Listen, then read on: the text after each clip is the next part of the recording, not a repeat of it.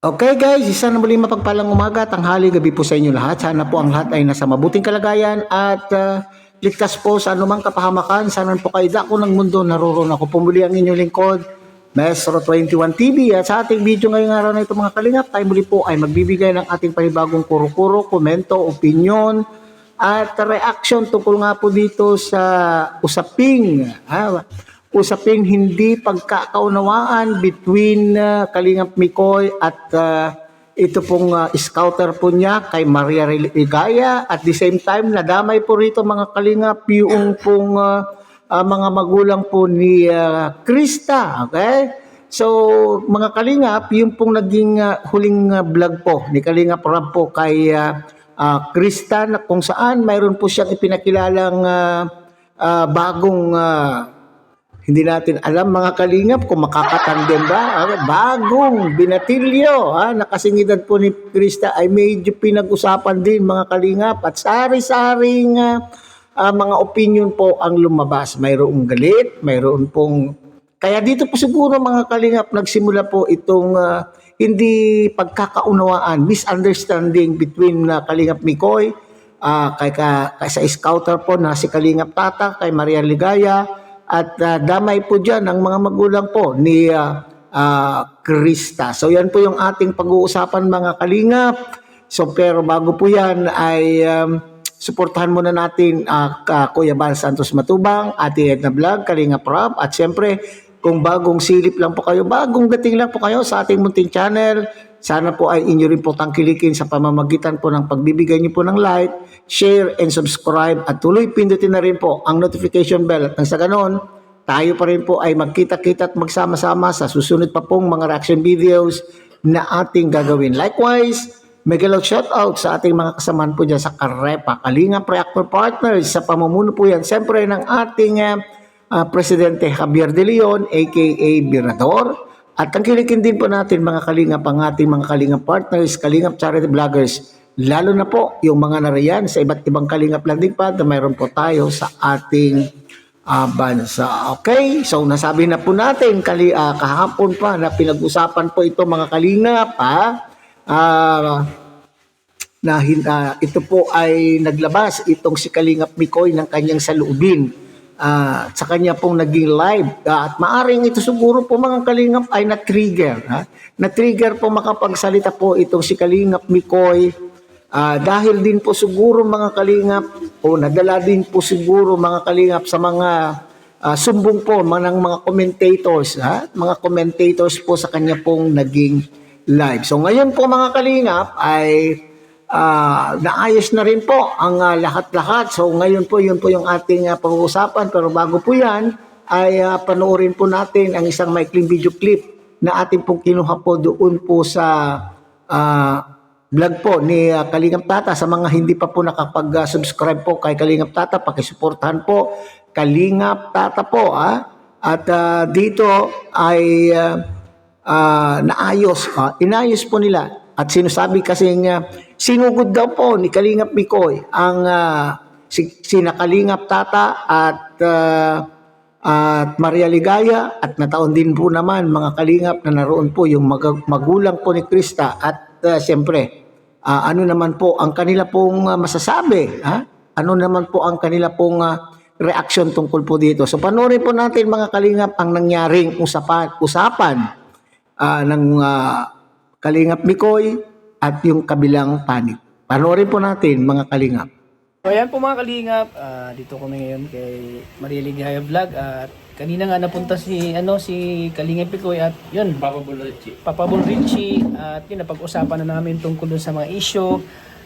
Siyempre tinuldukan na po namin mga Kalingap para mawala na po yung mga haka-haka ng mga viewers na baka lalala pa po kung ang sitwasyon kapag hindi kami nag-kausap ng personal. Usap-usap, yes. Kaya, yung pag-usap-usap po namin ay may basbas siya ni Kuya Ram. Oo, yun. Dapat, mag-usap daw kami ni Mikoy, na Mama Che, na ni Papa, Junel, na para manilawan po ang lahat ng mga viewers. At si Ate Maria. Tundukan na namin yung mga issue na yan. Ayan. At Kaya sana naman po, bas din ka ba? tigilan nyo na din yung mga issue na yan about yan. Kasi po kami, nag-usap-usap na talaga kami para dyan. Sana po sa mga live natin, wag na natin kitapik yan. Happy Diba? birthday to you. Yan. Maging masaya na lang po kayo. Kasi kami po, masaya na po kami din nakalingap ni Koy. Nagkausap-usap na kami.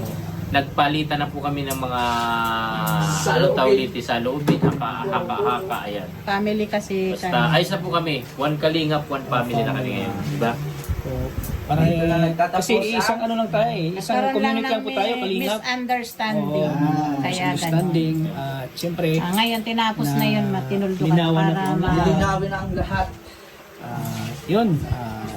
kasi Siyempre, marami na din naman mga nagtatanong. Marami din po nagtatanong, marami nasasaktan kung ano po talaga nangyayari. Yung about po dun sa mga tinatanong ninyo, ayun po ay nilinaw na po na namin. Nag-usap-usap na po kami. Kasama po si Nakalingap ni Chloe para maayos na po. At doon naman po sa napag-usapan namin, wala naman pong issue na super grabing ano talaga. Wala naman po. Kumbaga, misunderstanding lang po. ayaw kasi namin na may samahan kami ng loob kasi may pinagsamahan din May pinagsamahan, saka matagal din naman po ang ano Tagal namin. din yung samahan namin. Kumbaga yung turingan namin ay parang Sa pamilya na. isang Saka pamilya na rin eh. ako eh. Mahal din namin yan si Mikoy. Kasi kumbaga, ang lalim din naman ang pinagsamahan nila ni Krista sa pagbablog. Yung ng ano, sabi ko nga, tiwala. Yun, andyan yung tiwala. Yung tiwala ko, yun ang ulit ko lang na ayokong masira. Umpisa pa lang po, yun ang sinabi ko, yung tiwala na wag mawala. Mabait naman po si Kalinga po. Kaya talagang yun, personal tayo nag-uusap para Ngayon nagkaintindihan na, wala na, okay na yan. Kasi ako, So yan mga kalingap, so all is well. Okay, all is well. Lahat po ay napag-uusapan. Okay, sabi ko nga po, it's a matter of misunderstanding. Sabi ko na trigger po siguro ito si Kalingap Mikoy dahil po sa mga dating o dahil po sa anong tawag po yung sumbong-sumbong po na pagpaparating po ng mga salita na hindi po napapatunayan. Kaya mabuti na lamang po, napansin ko po doon sa naging live po at pinanood ko po ang replay ng live po ni Kalingap Mikoy. Napansin ko po mga Kalingap na bagamat siya po ay nasaktan doon sa ipinarating na mga sinasabi po ng magkabilang panig ni Kalingap Tata at Maria Ligaya ay hindi po niya hindi po niya pinakahabaan. Hindi niya po inelaborate yung ang kanya pong gustong sabihin doon sa kanyang live. Ibig sabihin po, nakapagtimpi pa po itong si Kalingap Mikoy. Yan po naman po yung maganda po dyan mga Kalingap. Na kapag mayroon po tayong hindi magandang pakiramdam sa ating mga nababasang mga komento, kinakailangan po tayo makapagpigil o magtimpi po tayo sa ating pananalita kasi baka mamaya makapagsalita tayo ng masakit ay hindi na po natin po ito mababawi.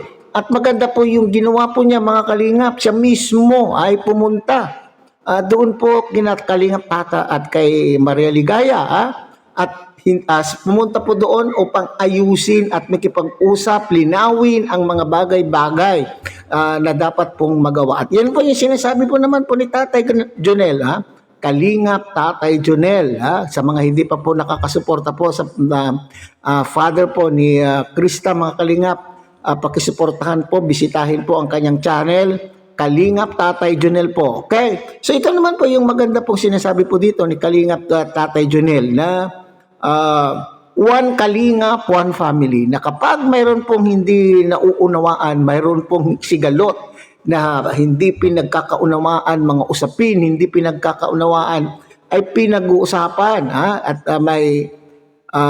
may basbas daw po yan. Yung usapan na yan po mga Kalingap ay may basbas po si Kalingap Rab. At tama lang po naman na pag-uusapan, upuan ang problema at kung ano ang magiging solusyon po sa problema. So yun po yung maganda po dyan mga Kalingap. Kaya nga sinabi, one Kalingap, one family. At ano po yung pakiusap po ni Tatay Jonel na sana lang po ay hanggang doon na lang, wag nang palalain pa ang sitwasyon at wag nang pag-usapan kasi nakapagbigay na po sila ng kani-kanila pong sariling haka-haka, kuro-kuro sa luubin, sa kanila pong hindi pagkakaunawaan. Okay? Kasi, at sinasabi, alang-alang po sa samahan po na nabuong samahan. Ha? Alang-alang po sa nabuong samahan ay sana po ay wag natin pong sirain sa pamamagitan po ng pagpaparating ng mga salita na hindi maganda na maaring magresulta po ng hindi pagkakaunawaan. Kagaya po yan, nangyaring po yan mga kalingap. Ha? So, alang-alang po sa nabuong samahan kasi itinuring naman daw po nilang anak itong si Kalingap Mikoy, at itong si Kalingap Mikoy naman daw po ay mabait, ha? Mabait na bata at walang masamang tinapay, kumbaga, di ba? Walang masamang tinapay. So sana lamang po itong mga taga-suporta ng bawat isa, taga-suporta po ni Krista, taga-suporta po ni Kalingap Mikoy, wag na kayong magsabong-sabong, ha? Kung ano man po yung huling vlog na maraming nag-reaction po dyan, ha? May mga negatibo, siyempre. Kung ano man po yun, ay trial lamang po yun, mga Kalingap. Ipinakilala lang naman, hindi naman po sinabing papalitan po si Kalingap Mikoy, ha? Hindi naman po, wala naman pong ganun na announcement po si Kalingap Rob, ha? So yun, at ipinaliwanag po dyan, mga Kalingap, doon sa live po ni Kalingap Mikoy, na yung vlog po na yun ay para po kay Krista, ha? Sapagkat ang ating priority po rito sa Kalingap ay yung beneficiary. So yan po ay vlog para po kay Krista, at sana unawain po natin po yan. Lalo na po itong mga nagagalit po na supporter po ni Kalingap Mikoy. So sana tuloy-tuloy po yan. Wag na natin pong palakihin kasi nag-usap na po ang magkabilang panig. So hanggang dyan na lang muna tayo, mga Kalingap. Muli tangkilikin po natin Kuya Bal Santos Matubang, Ate Edna Vlog, Kalingap Rob, at siyempre sana po inyo rin po tangkilikin ang munting channel na ito sa pamamagitan po ng pagbibigay nyo po ng like, share, and subscribe, at tuloy pindutin na rin po ang notification bell. At nang sa ganon tayo pa rin po ay magkita-kita at magsama-sama sa susunod pa pong mga reaction videos na ating gagawin. Muli, isang mapagpalang umaga, tanghali, gabi po sa inyo lahat. Mabuhay po kayo at God bless everyone.